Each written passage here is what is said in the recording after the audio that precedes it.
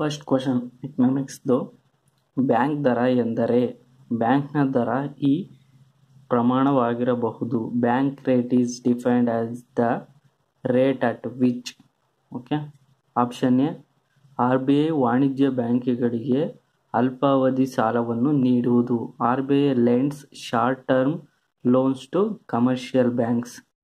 ಎರಡನೇದು, ವಾಣಿಜ್ಯ ಬ್ಯಾಂಕ್ ಅವರ ಗ್ರಾಹಕರಿಗೆ ಸಾಲವನ್ನು ಕೊಡುವುದು. A commercial bank can lend to its customers. ಮೂರನೇದು, RBI ದೀರ್ಘಕಾಲಾವಧಿ ಸಾಲವನ್ನು ವಾಣಿಜ್ಯ ಬ್ಯಾಂಕ್ಗಳಿಗೆ ಕೊಡುವುದು. RBI lends long term loans to commercial bank. Option D, ವಾಣಿಜ್ಯ ಬ್ಯಾಂಕುಗಳು RBI ಬ್ಯಾಂಕ್ನಿಂದ ಒಂದು ರಾತ್ರಿ ಅವಧಿಗೆ ಹಣವನ್ನು ಎರವಲು ಪಡೆಯುವುದು. Commercial banks are able to borrow overnight funds from RBI. Bank rate ಅಂದರೆ ಏನು ಅಂತ, ಇದಕ್ಕೆ ಸರಿಯಾದ ಉತ್ತರ ಆಪ್ಷನ್ ಸಿ ಬರುತ್ತೆ. RBI ದೀರ್ಘಕಾಲಾವಧಿಯ ಸಾಲವನ್ನು ವಾಣಿಜ್ಯ ಬ್ಯಾಂಕ್ಗಳಿಗೆ ಕೊಡುವುದು. RBI ಬೇರೆ ಬ್ಯಾಂಕ್ಗಳಿಗೆ ಒಂದು ಲಾಂಗ್ ಡ್ಯೂರೇಷನ್ ಅಥವಾ ಲಾಂಗ್ ಟರ್ಮ್ ಲೋನ್ನ ಕೊಡುತ್ತೆ. ಸೊ ಇನ್ನು ಮತ್ತೆ ಬೇರೆ ಏನು ಫಂಕ್ಷನ್ ಇದೆ ಅಂದರೆ RBIದು ರಿಪೋ ರೇಟ್ ಮತ್ತು reverse repo rate. Repo rate ಅಂದರೆ ಶಾರ್ಟ್ ಟರ್ಮ್ ಲೋನ್ನ ಕಮರ್ಷಿಯಲ್ ಬ್ಯಾಂಕಿಗೆ ಕೊಡೋದು RBI. ಅದೇ ರಿವರ್ಸ್ ರಿಪೋ ರೇಟ್ ಅಂದರೆ ಕಮರ್ಷಿಯಲ್ ಬ್ಯಾಂಕ್ ಅಂದರೆ ವಾಣಿಜ್ಯ ಬ್ಯಾಂಕುಗಳಿಂದ RBI ಸಾಲ ಪಡೆಯೋದು. ಇದನ್ನು ರಿವರ್ಸ್ ರಿಪೋ ರೇಟ್ ಅಂತ ಕರೀತಾರೆ. Second one, GNP in economics stands for. ಅಂದರೆ GNP ಅಬ್ರಿವೇಷನ್ ಫುಲ್ ಫಾರ್ಮ್ ಕೇಳಿದ್ದಾರೆ. GNP ಅಂದರೆ ಗ್ರಾಸ್ ನ್ಯಾಷನಲ್ ಪ್ರಾಡಕ್ಟ್ ಅಂತ. ಸೊ ಆಪ್ಷನ್ ಸಿ ಇದಕ್ಕೆ ರೈಟ್ ಆನ್ಸರ್ ಆಗುತ್ತೆ. ಸೊ ಗ್ರಾಸ್ ನ್ಯಾಷನಲ್ ಪ್ರಾಡಕ್ಟ್ ಅಂತ. ಸೊ ಇನ್ನು ಬೇರೆ ಏನೇನು ಕೇಳ್ತಾನೆ, ಈ 4 ಅಬ್ರಿವೇಷನ್ ಕೇಳ್ಬೋದು. GDP ಗ್ರಾಸ್ ಡೊಮ್ಯಾಸ್ಟಿಕ್ ಪ್ರಾಡಕ್ಟ್ ಅಂತ GDP ಅಂದರೆ.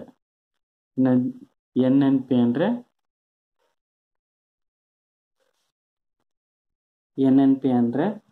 Net national product. ಇನ್ನು NDP ಅಂದರೆ ನೆಟ್ ಡೊಮ್ಯಾಸ್ಟಿಕ್ ಪ್ರಾಡಕ್ಟ್ ಅಂತ. ಈ ಥರ ಅಬ್ರಿವೇಷನ್ ಫಾರ್ಮ್ ಕೇಳ್ತಾನೆ. So next one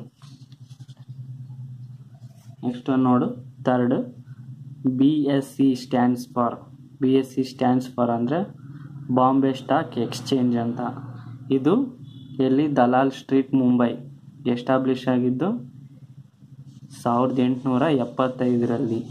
so BSE stands for Bombay stock exchange.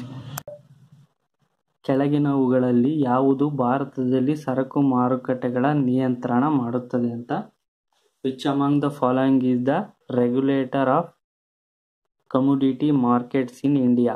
First one RBI, second one SEBI, third one SBI, fourth one forward market commission.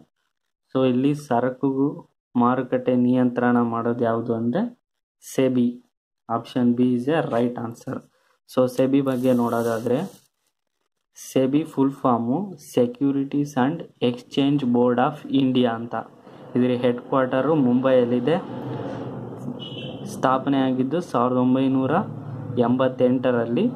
ಇದು statutory regulatory body ಅಂದರೆ ಶಾಸನಬದ್ಧ ಒಂದು ಸಂಸ್ಥೆಯಾಗಿ ಆಗಿದ್ದು ಅಂದರೆ 1992ರಲ್ಲಿ. Fifth one, income tax is a dash ಅಂತ ಕೇಳಿದ್ದಾರೆ. Indirect tax, direct tax, regressive tax, none of these. Indirect tax ಪರೋಕ್ಷ ತೆರಿಗೆನೋ, ಇನ್ಕಮ್ ಟ್ಯಾಕ್ಸ್ ಅಂದರೆ ನೇರ ತೆರಿಗೆ, ಡೈರೆಕ್ಟ್ ಟ್ಯಾಕ್ಸ್ ಮತ್ತು ರೆಗ್ಯುಲೇಟರಿ. ರಿಗ್ರೆಸಿವ್ ಟ್ಯಾಕ್ಸ್ ಅಂದರೆ ಪುನರ್ಜೀವನ ಅಥವಾ ಪ್ರತಿಗಮನ ತೆರಿಗೆ ಅಂತ. ಅಥವಾ ಡಿ ಮೇಲೇನೆ ಯಾವುದು ಅಲ್ಲ. ಇನ್ಕಮ್ ಟ್ಯಾಕ್ಸ್ ಬಂದ್ಬಿಟ್ಟು ಡೈರೆಕ್ಟ್ ಟ್ಯಾಕ್ಸಿಗೆ ಬರುತ್ತೆ.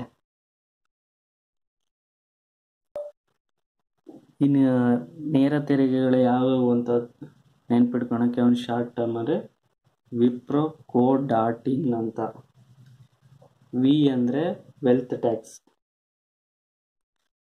ಪ್ರೋ ಅಂದರೆ ಪ್ರಾಪರ್ಟಿ, ಕೋ ಅಂದರೆ ಕಾರ್ಪೊರೇಟ್ ಟ್ಯಾಕ್ಸ್, ಇನ್ ಅಂದರೆ ಇನ್ಕಮ್ ಟ್ಯಾಕ್ಸ್. ಇಷ್ಟು ಸತ ಡೈರೆಕ್ಟ್ ಟ್ಯಾಕ್ಸ್ ಅಂದರೆ ನೇರ ತೆರಿಗೆಗೆ ಒಳಪಡುತ್ತೆ. ಇದನ್ನು ನೆನ್ಪಿಟ್ಕೊಳಕ್ಕೆ short trick Wipro co dot in ಅಂತ. 6th ಒನ್ನು ಸಂಪತ್ತಿನ ಬರಿದಾಗುವುದು. ಈ ಸಿದ್ಧಾಂತದ ಮುಖ್ಯ ಪ್ರತಿಪಾದಕ ಯಾರು? Who was the main proponent of the theory of drain of wealth? So ಈ ಕ್ವಶನಿಗೆ ಎಲ್ರಿಗೂ ಆನ್ಸರ್ ಗೊತ್ತೇ ಇರುತ್ತೆ, Dadabhai Naoroji. So direct answer.